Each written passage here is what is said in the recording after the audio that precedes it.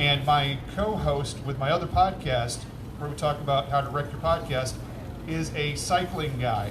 And Chris is going to be talking about his cycling experiences. So, big round of applause here for Chris Register. He's going to be talking to us about cyclotouring.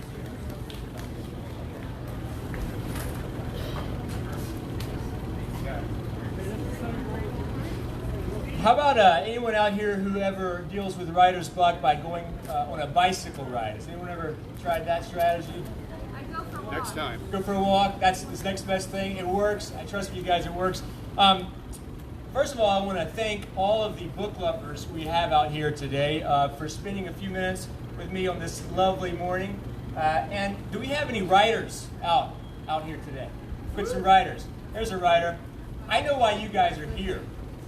You're here because this is a totally legitimate excuse to not be sitting in front of your computer working on your manuscript, right? So, for all of the, actually, you know what? I had a friend, I'll share a story with you. I had a friend the other day tell me that she said, you know, writing has been a great thing for me. My house has never been so clean, and my list of new and interesting hobbies never so robust. So I think we can all identify with that. So, for you writer crocheters and writer whittlers, and even, you know, the writer drinkers, how about an amen to that? Woo! Yeah! Woo! Actually, real quick on that last front, I wish I had brought a copy of my book up here, but I can tell you that I do think that my book, figuratively, is the most expensively written book in the history of literature. And if you don't believe me, take a look at my bar tab. From the bar spread across Charlottesville, Virginia, where it was written. Well, anyway, let me stop rambling and introduce myself. My name is Chris Register, and the book I'm presenting here at this awesome RVA Booklovers Festival is called, sorry, hold on just one second. I want to just also recognize Brandy Lane Publishers and for doing so much work to bring us together today, and all of the sponsors and volunteers who made it possible, and especially the legions of librarians and other friends of the written word here in Richmond. Can we give all of those guys a round of applause? Yeah. We wouldn't be here without them, so I think that's awesome. You know, all these good citizens share a labor of love, and that's namely opening our minds to and connecting us with this vast digital and dog-eared universe of stories. So, thanks to all you guys. Well, I guess it's time to talk about my book. It's called Conversations with Us, Great Lakes States, just released this year, right down the road in Charlottesville, Virginia, by a scrappy little publishing company called Spoken Word Books. That would be Spoke ampersand, you guys hear me all right? Spoke ampersand Word Books. And I suppose I'm clarifying that because I founded Spoke and Word Books, and I'd hate to lose out on the credit for that terribly clever name. You see, Spoken Word Books is dedicated exclusively to sharing the story of a long bicycle ride in search of Americans' views on their country in their own words. And I'd also like to recognize Mr. James Cole here. He helped edit the first volume. He is a member of the Charlottesville Writers Critique Circle, and he is an integral part of why the book exists today, and he's in the process of helping me edit the second volume. Our speaker roster for today, and an impressive roster it is, lists in my humble spot but a single word: cyclotouring. I supplied that word to the organizers, that word cyclotouring, for the same reasons I offer it to the logophiles here today, because that word is one so pregnant with the opportunity for adventure, so evocative of the chance for human and geographical connection. Perhaps this is why I generally prefer the word cyclotouring over bicycle touring, which I think itself replaced the longer exploring by bicycle for long stretches spread over multiple days. I also like that cyclotouring is a flexible word. You can load down your bike with tent and a laptop and other miscellanea like I did, or you can be smart and deploy money or love to convince someone else to haul your stuff for you. You can sleep in campgrounds and behind churches, in random patches of dark woods and in strangers' guest bedrooms, in graveyards and motels like I did, or just in motels. You can set forth on a days-long, weeks-long, years-long quest You can move at the cyclist's equivalent of a moseying amble. Or you can lay down the miles like the wind is forever at your back.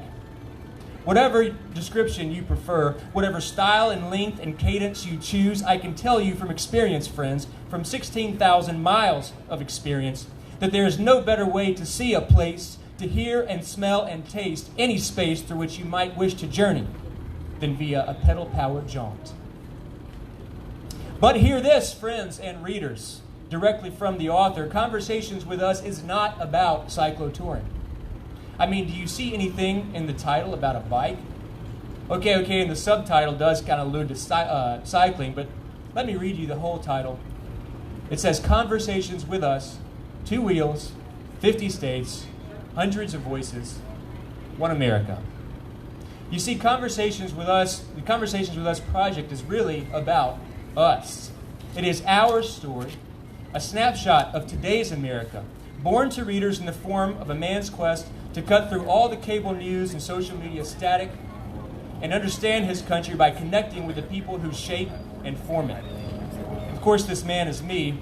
And yes, that other ever-present character of the story is my chromoly steel pal, the touring rig, and he does a masterful job throughout, getting me from A to B and opening up hundreds of Americans to chat with me about their America.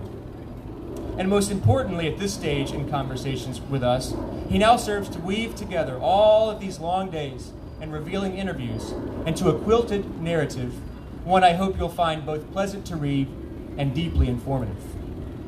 Heavens no is the answer to your next question. I didn't dare try to cram 50 states and hundreds of interviews into just one handsome and handbag-friendly volume.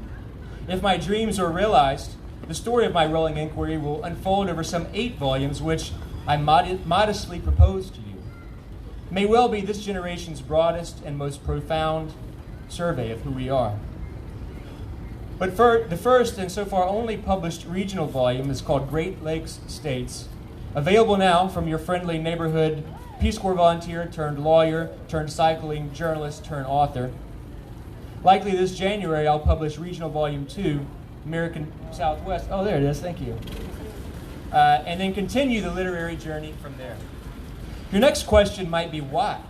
Why on earth would I quit a cush law firm job to be alone for a cumulative year, risking life and limb every day out on busy highways and in lonely deserts, enduring sunburn and wind, rain and snow, sometimes all on the same day? Not knowing where I might sleep, not knowing whether that sound outside my tent might be my undoing. The answer is easy. I did it because somebody had to do it. I believe in the promise of America, and I realized that somebody had to get out there and find out if we really are as divided as the corporate media would have us believe. Somebody had to get out there and prove that the other side isn't composed exclusively of Balrogs, vipers, and comment-crawling trolls. Somebody had to explore and strive to reinforce the notion that we are all in this together. And one result of that effort, a tangible result at least, is right here. Friends and readers, I fear abusing the gift of your time and attention, so let me leave you with this extended parting thought, a thesis of sorts from my trek across our country. As people much more intelligent, much more eloquent than I have said many times before, be that change you want to see. Go somewhere you've never been and might not otherwise visit, if not intentionally. Turn on that other cable news channel once a week, even if you have to hold your nose. Sit in a different pew, drink a different color brew, savor a thinner or thicker stew. Tell me a story, and then listen as I tell one to you. Take a long bike ride and talk with every diverse person willing to give you a few minutes of their time, too. So let the TV people scream at each other, let the internet people snark at each other, and the editors clamor to get your attention with their hyperbolic headlines. I entreat you to gaze, nay, peer out through the smoke and mirrors into the real America, where your neighbors live and work and play and love and cry and fear and hope. For these others, they are us. I have gotten to know us. I've slept in our guest bedrooms and backyards, had dinner at our kitchen tables and fold-up TV tables, ridden in the back of our pickups alongside the tired touring bike. I have gotten to know the real us, and I am so very grateful for that formative, life-changing experience. And this is what I learned.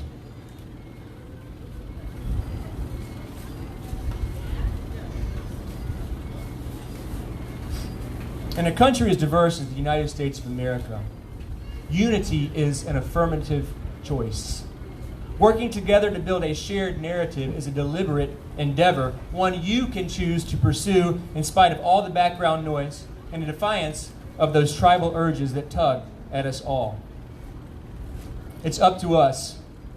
We can make this a place where everyone is proud to call themselves an American, where we all wax sanguine about the future of our shared nation, where we till fertile soil for our dreams that becomes more fertile still for our children. It's up to us. Thank you. Woo! And I'm going to open it up to Q&A, but before you get there, let me invite you all to visit me and the touring rig back there at our table. And follow the Conversations With Us Facebook and Instagram pages. Check out my websites, conversationswithus.com and spokewordbooks.com. You can find a story I wrote in the current issue of Unbound magazine floating around Charlottesville. And finally, if you have your own adventure that you're looking to share, or you're looking to have an adventure and then share it, I am teaching a course at High Tour Gear Exchange, November the 9th in Charlottesville. Called, it's a roadmap for sharing your adventure. It's called Capture, Consolidate, Craft, and Connect.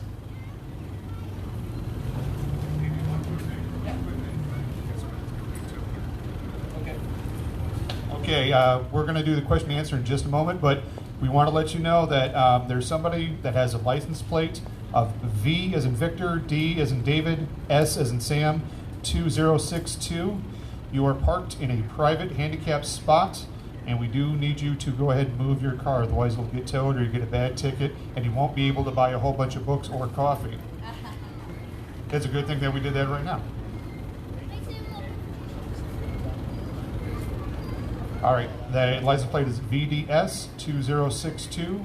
You're in a handicap spot, please move it. And now back to Chris and the question and answers.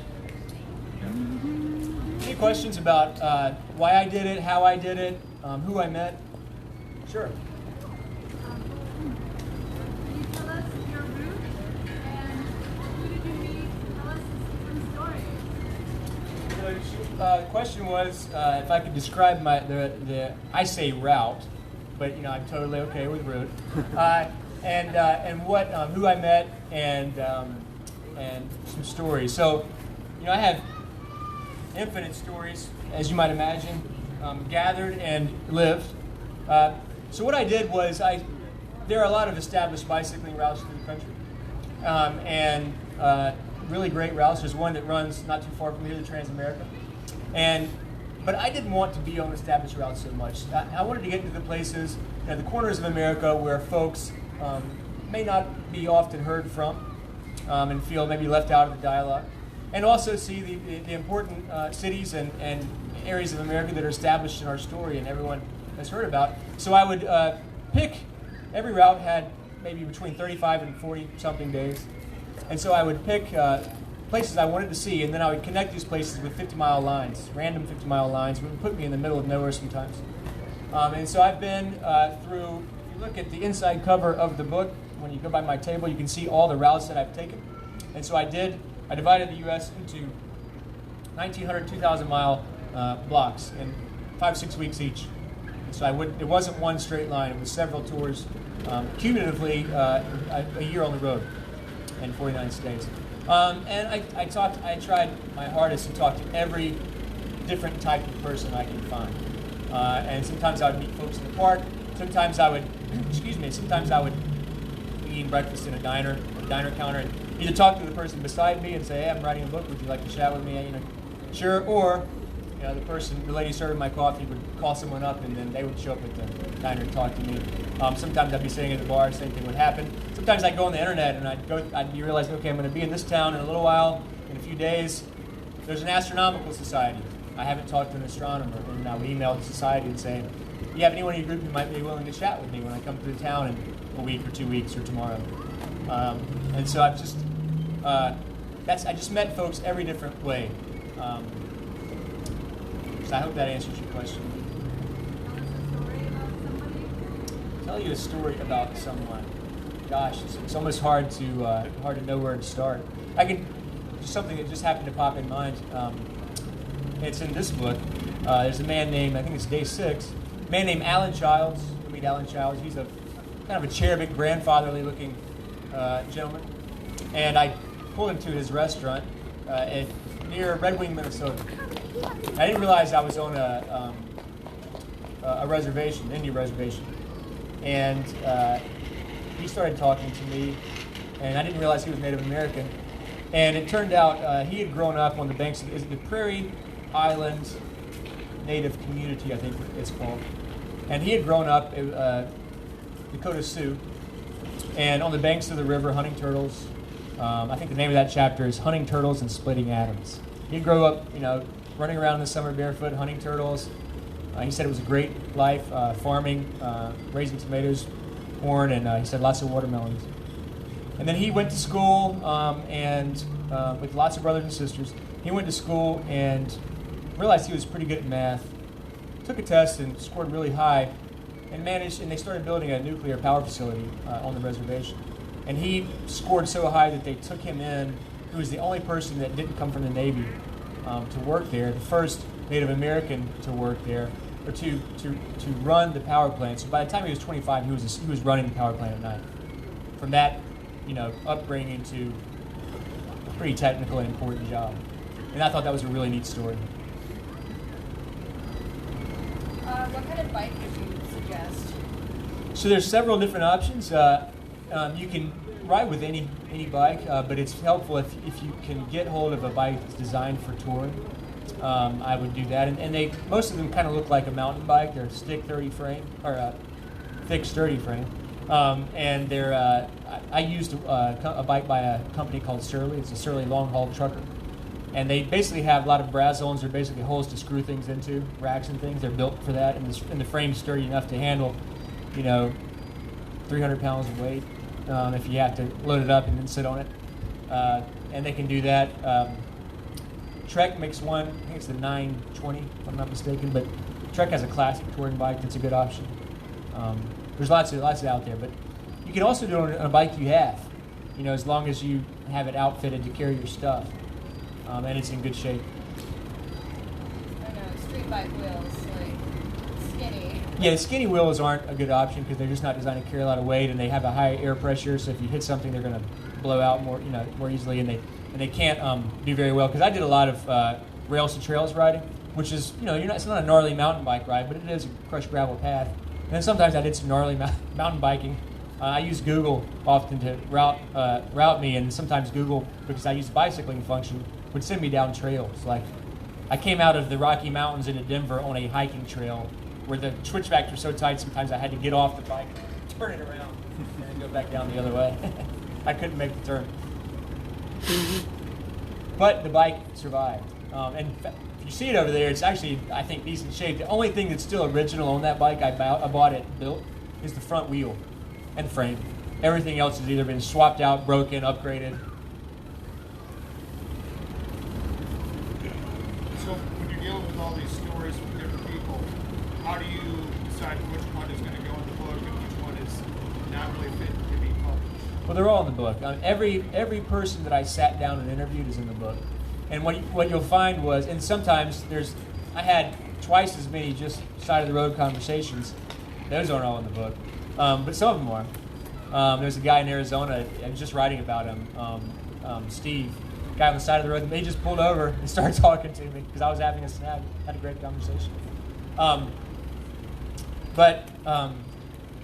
So.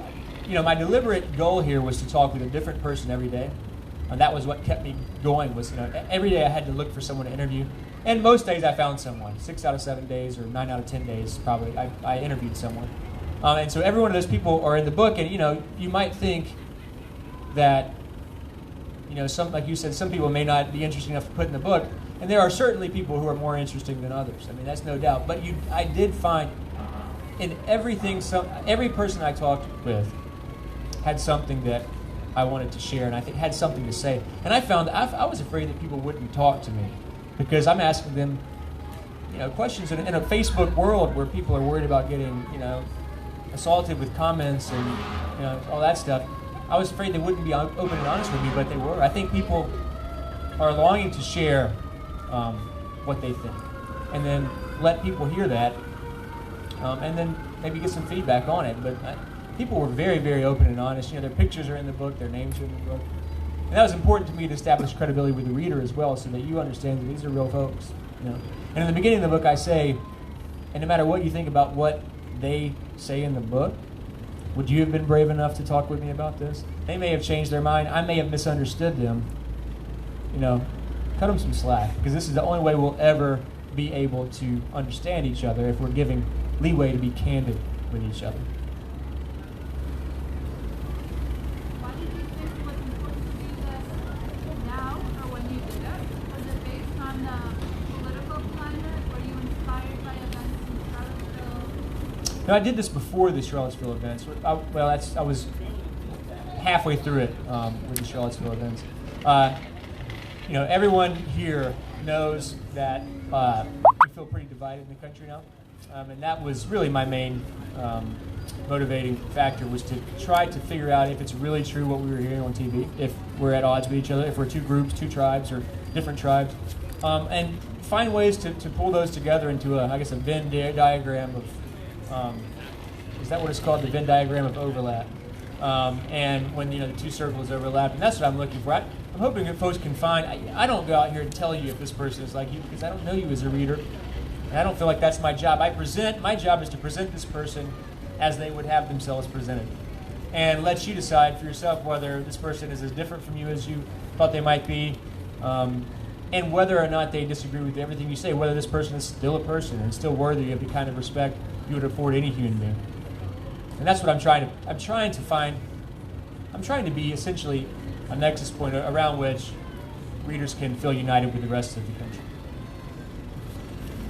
I mean, did you meet any people, perhaps not like you didn't feel were worthy of respect, but like people that you disagreed heavily with? Oh yeah, I did. And the funny thing is, if I'm sitting like on a bar stool or something, and I have that conversation with that person, I still feel like, this person. But when I was on the bike, it was just different. I felt empathy for everyone I talked with, believe it or not. And I don't know how that happened. And I think they felt empathy for me because I would challenge people. Well, what about this? What about that? Is that really true what you said? Because here's an example. I mean, even if I agreed with them, I would say that. And I think they relished the challenge because they realized that I wasn't trying to prove them wrong. I was trying to flesh out the truth and see if what they're saying is actually stands up to challenge. And I had people tell me, maybe you're right. And that was a really eye-opening moment for me to see that people can change their mind. But yeah, there are people that I really disagree with, and I didn't tell them you're wrong or I disagree with you. It wasn't my role to do that. I might challenge them, but my role was to let them speak and then let you make a decision one way or the other. I interviewed people in West Virginia with Confederate flags flying, and there's a big component of that I disagree with personally.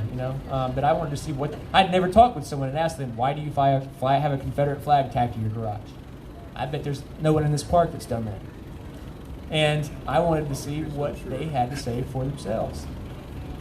The second guy did that too. Invited me in for a sandwich. We sat on his couch and ate a sandwich. He told me about it. I just pulled up to his door and knocked on his door and said, I'd seen he had just finished mowing the lawn because it had been raining a little bit. He had abandoned his lawnmower and gone inside. And I see this guy's probably inside. He's probably still got his shoes on. And it took me a few times. I circled back and forth in front of his house trying to build up the courage. And then I just rode up in a glass storm door. My strategy, I did this a few times. They had a glass storm door. I'd park my bike right in front of the door so that as soon as they come to the door, they can see it. And I would have my helmet in my hand and kind of take a step back, and so they would know, they would instantly form an image of what's going on here. And I just told them what I was doing, and I said, I want to talk to you about, your flag. And he said, sure. What area of the country was most difficult to get somebody to interview. I mean, I'm from Chicago, and when I moved here to Virginia the first time, people were talking to me in the grocery store, and I'm like, I don't know you, get out of my face. Yeah. What area is the hardest? The cities. You hit on it. It's funny. The more people a place had, the harder it was to get someone to talk to them. I think people are busy in cities, and I think they're also just used to random people walking up to them asking them for something, and that's the stigma I had to fight against. It was hard to convince those people, people in cities, I should say, to chat with me. In this book is an interview. I passed through Chicago. One of my favorite interviews, an eye-opening interview in Chicago. A man named Nick Tippery who ran a hardware shop, and we talked down at James is shaking his head because he's read that. We talked down in Nick's hardware store, the basement of Nick's hardware store. I didn't know that Chicago had been lifted up in the 1870s, I believe it was, to deal with flooding issues. And so we were standing in the old entrance to the street. There's a window beside us and a sign hanging above us, and above that was a sidewalk. And he was an angry guy, and because of the gentrification in Chicago, that he was a fourth generation Chicagoan, and they were getting pushed out of that shop because it was getting turned into a unit condo. And he had a lot to say about that, and I don't think he had sat and talked to anyone about that, and I could tell.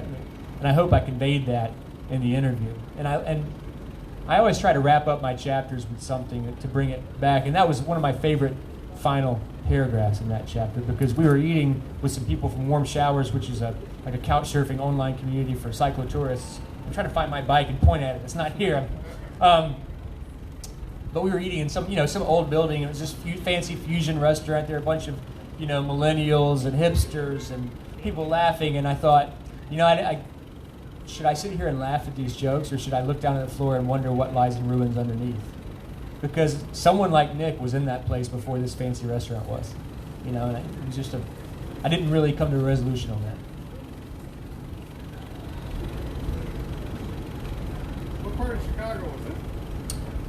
North Street, if I'm remembering right, it was North Street. Yeah, that's all I can remember. I don't know Chicago. The only time I've ever been is on a bicycle and for a conference. So, yeah. I can tell you though, riding down the Magnificent Mile was a superb experience. Chicago is a great town to bike through. I was terrified because I got off the train. The time I got on a train through suburbia, I took a 40-mile break. I didn't want to ride through suburbia from Elgin, Illinois. When I got out of the train station, I was terrified. But within seconds, I was just part of traffic. It was an awesome experience. Drivers are used to cyclists, and they'll give you just enough space that if you take it, everyone's happy. If you kind of fumble around, and that's when people get mad. But, if you make yourself part of the system, you're part of the system. And I never got honked at in Chicago. Anyone else have any questions? Was anger a theme? Was there any theme? Was anger a theme? She asked, is anger a theme? Yeah, or did I see any other themes? Yeah, I think the answer to that question is, yeah, I did see a lot of anger and sort of gray outlooks. One of the things that bothered me was how down on America folks are. I think we, as humans, have a propensity to focus on the negative. I think it's what kept us alive on the savannah. But I saw a lot of, I'd say, name one thing we're doing well and one thing we need to improve in America. That was a packet of questions I asked often. And I was really disappointed, frankly, in that I would sometimes hear people say, well, I can't think of anything we're doing right. I'm not a professional interviewer. I'd never done this before. I'd never taken classes on interviewing. What I learned is that people often speak to the state of their emotion rather than to the facts. So the person wasn't actually saying, I can't think of anything wrong we're doing in America, which is kind of what my literal mind took it as to begin with. The person is saying, I am really not happy with the state of the country now or the direction I see us going. And I had to extrapolate these things. Because, of course, no matter how much you see going wrong, there's a lot. We're out here in this beautiful park. Everyone's, probably got enough to eat. It's here, right here at least. We've got all this art behind us, this community. There's a lot going right in this country. And I think that's something that I don't want to take my eye off of and forget. while of course not ignoring the things we have to improve. How do you suppose your gender identity and racial identity affected your whole trip? Well, you can look in the beginning of the book. I have a paragraph in the introduction about that. I mean, and what I say is, and I think this is true, of all the people who might do this tour, I did it alone. I was out, a cumulative year, all across the country by myself. I'm probably a person who had the least to worry about doing that, and I think that's true. There are some situations in which, being a man would make it less likely for people to talk to me. But there are lots of situations when it makes it easier for me to get by without having to worry about things, and with people maybe taking me in a different way than they would if I were a woman. I don't know what it would be like to do it in anyone else's shoes, but I do think that I had the least concern than any other kind of person would. Which, again, is one of the reasons I did it. I felt like a little bit like I had an obligation. It was a fun thing to do, and I'm glad I did it. But I felt like there's so many people who just don't get the chance to do this, but would if they could. Then maybe I can get out there and bring some of America back to them and let them, meet the other people who live here who they might not ever meet in person. Any other questions? How much gas I use? 0. I can tell you an interesting fact. If you look at my website, I kept track of things like this. So a crank set is the pedals and the gears. The thing you pedal is called your crank set. And so one revolution, obviously, that's one revolution right there. And I didn't count revolutions. I counted 2 or 3 different times over a mile and then extrapolated. I don't remember the exact number, but I think it's about 7 million crank set revolutions that I've done, which is it's kind of hard for me to believe. You do anything 7 million times, Did you get it right, partner? What's that? Did you get it right, partner? Did I 7 get it? million times of practice. Well, I hope so, yeah. What's next for you? Well, I'm writing now with a W, and I am working on the second volume. This is the first volume, Great Lakes States. It's a beautiful book. I invite you to come check it out. And I started a publishing company to bring it into the world. And so the second volume, this is Great Lakes States, like I said. The second volume is American Southwest. The volume after that is Appalachia and Bluegrass Country, Prairie Heartlands, New England and Eastern Seaboard, West Coast, Big Skies and Rocky Mountains, Alaska. And then what I'm going to do, I did the Deep South first, but I did it years ago. So what I'm going to do, I'm going to make that an epilogue, a final volume. I'm going to retrace the Deep South on my motorcycle, retrace the route, and then I'm going to compare and contrast what's changed, what hasn't changed. Kind of bring it back into relevance. And then I don't know, but this is a years-long project. I'll be doing this for another 2 years at least. And now I'm giving talks. I'll be at High Tour with in Charlottesville with a speech. I'll be up in teaching a course on creative nonfiction and at Writer House in Charlottesville, things like that. But this is 100% my focus right now. And I'll just go ahead and plug real quick. James and I run a critique group in Charlottesville, a writer's critique group, and it's open to anyone. It can be found on meetup.com. It's called the Charlottesville Writers Critique Circle. So we have people drive in from as far away from Harrisonburg. So I think it's the best critique group in Charlottesville. We have a great format, and I get a lot from it. And so anyone who is writing or interested in writing or just critiquing, you're welcome to come. All right. Thank you very much, guys. Appreciate it. Yeah, Chris.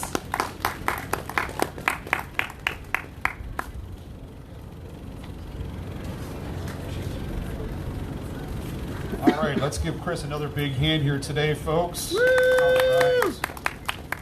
Now, I just want to let everybody know that the poetry, Thanks, guys. not poetry, but the poetry